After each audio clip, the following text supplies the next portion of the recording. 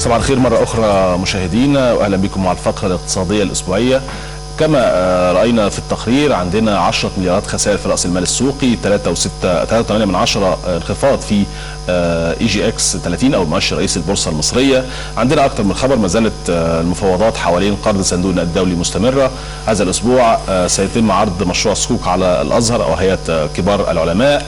لدينا ايضا في الخارج ما زال الحديث عن خروج قبرص من منطقه اليورو، وما زالت الارقام تتزايد بالنسبه للبطاله في اوروبا. اكثر موضوع هنتكلم عنه خصوصا فيما يتعلق بمصر والمنطقه العربيه.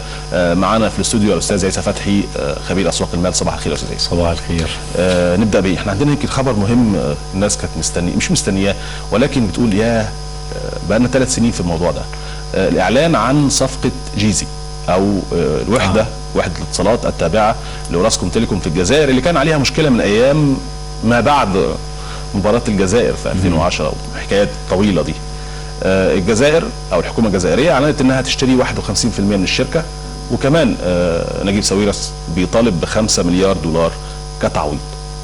وبالتالي تقريبا المشكله دي اتحلت او نقول شبه اتحلت. شايفها ازاي الصفقه بالارقام اللي اعلنت؟ يعني هو في الاخر كان لابد ان يبقى في حلحله للمساله يعني، ولازم توصل لحل في الاخر. طبعا هو اوراسكوم طبعا بتستفيد من وضعها كشركه اجنبيه بالنسبه للجزائر، فالتحكيم الدولي بالنسبه لها كان وسيله من وسائل الضغط على الحكومه الجزائريه. ويمكن هذا الضغط اسفر بقى النتيجه اللي انت تكلمت عنها، 51% شراء للشركه. اعتقد ده يعني اعتقد ممكن يبقى حل مرضي لجميع الاطراف، سواء للحكومه الجزائريه او لشركه اوراسكوم تيليكوم او حتى شركه فيمبلكوم برضه في طب خلينا نشرح للناس خلال ال3 سنين ده حصل ايه؟ حصل مشكله على الضرائب بين اوراسكوم تيليكوم وبين الحكومه الجزائريه. الحكومه الجزائريه قالت ان الشركه عليها ضرائب كتير ورفضت انها تتباع لحته. راح اصحاب الشركه باعوا هذه الشركه الى شركه فيمبلكوم الروسيه، وهي اللي تفاوضت مع الحكومه الجزائريه، ووصلنا بعد 2 سنين تقريبا من المفاوضات الى هذا الموضوع. تعتبر ده نجاح ام خروج؟ يعني نجاح للشركه في انها خلصت الصفقه مع الحكومه الجزائريه، ام خروج من سوق ممكن يكون فيه مشكله؟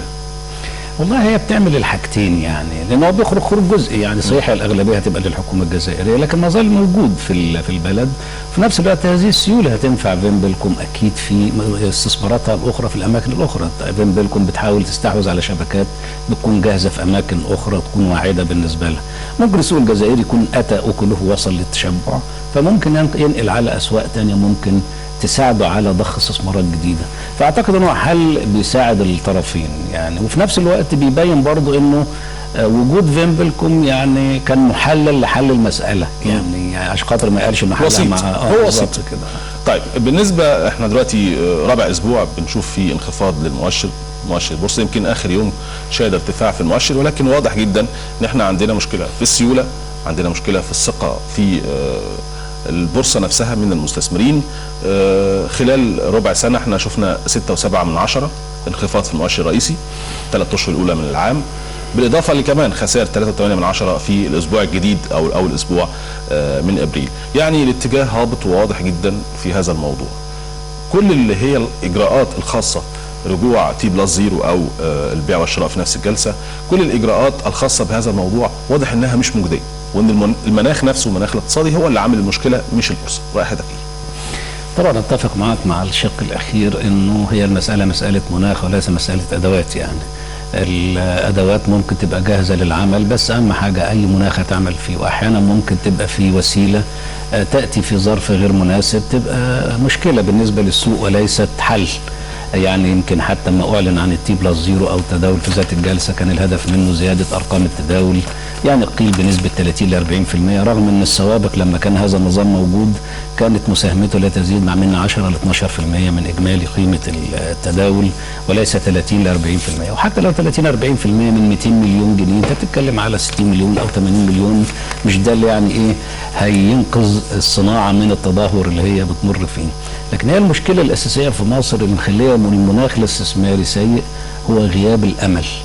غياب الامل لدى جميع الطوائف، سواء كانوا في تحت فوق او تحت، اللي هي بيقال عليها او بنسمعها في كل المؤشرات العالميه في كل دوله بثقه المستهلك. بالظبط. الامل في المستقبل، ثقه الجميع، مستثمر ومستهلك طب خلينا نشرحها. انا دلوقتي كمستثمر او كمستهلك مش هشتري بضاعه كتير عشان انا مش ضامن بكره، مش ضامن مرتبي بكره، مش ضامن الحل الاقتصادي، وبالتالي هيقل الصرف في الاسواق، وكله هيبتدي سواء مستثمر سواء يعني شخص عادي بياخد مرتبه، سواء موظف شركه خاصه، ايا كان مش هيصرف كتير وهيلم ايديه، وبالتالي السيوله اللي في السوق هتقل ومش هيحصل نمو لهذا السوق. احنا معانا ايهاب من القاهره ونرجع نتكلم حوالين هذا الموضوع. استاذ ايهاب صباح الخير. السلام عليكم. عليكم السلام ورحمه الله وبركاته. محمود. اهلا بيك. لو سمحت انا بقترح على الرئيس مرسي والحكومه المصريه ان هم يحولوا نظام تحصيل الرسوم من هيئه قناه السويس للجنيه المصري. وانا هعمل نظام حاكم عشان برضه ان انا احافظ على 5.5 أو 6 مليار دولار لدخول البلد سنويا، وفي نفس الوقت التحصيل يكون بالجنيه المصري. عن طريق ان انا يبقى فيه نظام ان البنك المركزي يتحكم في تحصيل الرسوم عن طريق ان يكون الرسوم من يدفع الدولار مقابل شراء الجنيه، ثم يدفع الجنيه كرسوم لهيئة قناة السويس.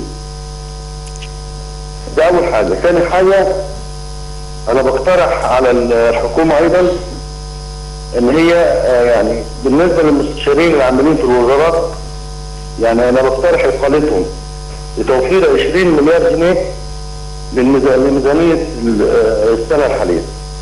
شكرا. يطالبهم ازاي يا استاذ؟ طيب هو قفل المكالمه طبعا. معانا كمان استاذ عبد اللطيف من المنوفيه. صباح الخير يا استاذ عبد اللطيف، اتفضل. صباح الخير يا فندم، وصباح الخير على ضيف حضرتك الكريم. والله انا ليا استفسار وسؤال. يعني احنا مبدئيا هل يمكن ان يبقى في استقرار اقتصادي ودوله فيها عدم استقرار سياسي، وان النظام الحاكم اي حد بعرضه بيقصيه بشتى الطرق والوسائل وبيعتبر انه عميل وخائن؟ الكلام ده طبعا مش هيحصل. هل ممكن يحصل فيه نمو اقتصادي في ظل عدم وجود استقرار سياسي في البلد؟ الحاجه الثانيه، احنا بنسمع ان البورصه خسرت 10 مليار. هل دي خساره حقيقيه ولا على جزء من شركه مثلا لها 100,000 سهم تداول 10 اسهم مثلا، كان السهم 100 جنيه نزل ل 50، هل القيمه بتاع السهم اللي هي ال 50 جنيه دي افتراضيا بتبقى على كافه الاسهم، ولا فعلا دي بتبقى خساره حقيقيه؟ يعني الاسهم اتباعت وخسرت 10 مليار مثلا يعني. هنشرح لحضرتك الحته دي الجزئيه دي. حاضر يا استاذ عبد اللطيف. طيب بالنسبه للجزء الاولاني الجنيه المصري او التحويل، هو انا يعني اللي انا عارفه ان الجنيه المصري ليست عمله اداء، واحنا محتاجين العوائد الدولاريه على الاقل دلوقتي. ممكن يكون في المستقبل ان انت تحوله بالجنيه لما تبقى الجنيه عمله اداء ويبقى ما عندناش مشكله في الدولار. شايف حضرتك ازاي؟ اولا الاقتراح ده مش اول مره يقترح واتكلمنا عنه كتير، ولكن كل شويه لازم نذكر بيه ان هو هذا الاجراء يعتبر صعب على الاقل في الظروف الحاليه. هو اقتراح تقدر تقول ايه، تحكمه دوافع وطنيه اكثر من كونها دوافع فنيه. لكن من الناحيه الموضوعيه زي ما انت قلت، هو الجنيه المصري ليس عمله قابله للتحويل، يعني ما هوش عمله عالميه زي مثلا يعني اليوان برغم قوه الصين ما بتستخدموش في التعاملات في الخارج، ورغم انه له قيمه حسابيه قصاد الدولار وقصاد العملات، لكن ما فيش يوان موجود في السوق. ليست عمله اداء حتى الان. بالظبط، ليست عمله كونفرتبل او قابله للتحويل، رغم ان الصين ما عندها من فائض تجاري والكلام ده كله يعني.